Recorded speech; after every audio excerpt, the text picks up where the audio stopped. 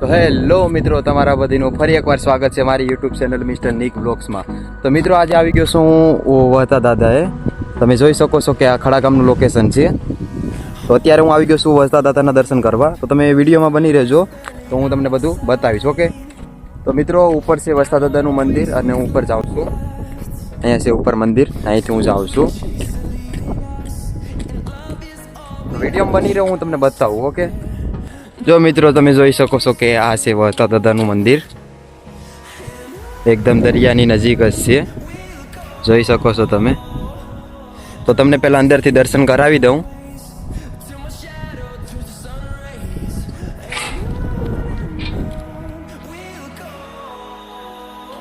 તો મિત્રો આ છે વહતા દાદાનું મંદિર, જોઈ શકો છો હરખેલી.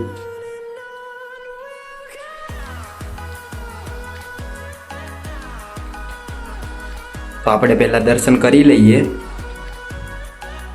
જય વહતા દાદા. તો મિત્રો એકદમ દરિયાની કાંઠે જ છે, તમે જોઈ શકો છો. જોઈ શકો છો તમે, એકદમ દરિયાની નજીક જ છે. આ ખડા ગામ છે આગળ. અહીંયા પવન પણ વધારે આવે છે. અહીંયા છે વહતા દાદાનું મંદિર. ઓકે, અહીંથી નજારો તમે જોઈ શકો છો કેવો આવે છે. તો મિત્રો જો તમે હજી મારી યુટ્યુબ ચેનલને સબસ્ક્રાઈબ ન કરી હોય તો ઝડપથી મારી યુટ્યુબ ચેનલને સબસ્ક્રાઈબ કરી નાખજો. ઓકે, ત્યાં સુધી હું તમને મંદિરના દર્શન કરાવી દઉં પૂરેપૂરા. આ પાછલો ભાગ છે,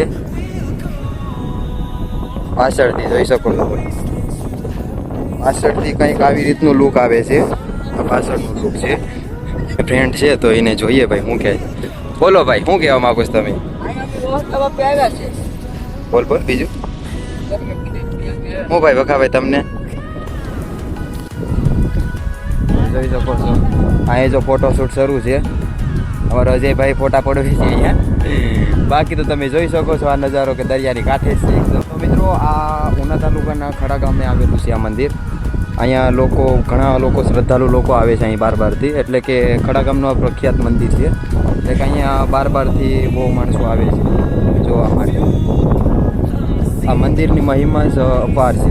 જોકે જેટલી પણ આપણે પ્રશંસા કરીએ ને એટલી ઓછી છે, એટલી આ મંદિરની પ્રશંસા છે. અહીંના ખડા ગામના બધા જ લોકો શ્રદ્ધાપૂર્વક અહીંયા વહતા દાદાનું પાઠ પૂજન ને બધું એવું કરે છે. કેટલા વર્ષથી લોકોની માન્યતા છે, એટલે લોકો અહીંયા વહતા દાદાને નિસ્વાર્થ ભાવે બધું કામ પણ કરે છે. તો મિત્રો જોકે મને વધારે તો ખબર નથી, પરંતુ જેટલી મને નાની ડિટેલ ખબર હતી એટલી મેં તમને કહી દીધી. તો હવે આ એ વિડીયોને આપણે પૂરો કરીએ. ઓકે, તો મળીશું બીજા જેવા મસ્તના બ્લોગ સાથે. ત્યાં સુધી બાય બાય. અને જો મારી યુટ્યુબ ચેનલને લાઇક શેર ન કરી હોય તો ઝડપથી કરી નાખજો અને સબસ્ક્રાઈબ કરવાનું ભૂલ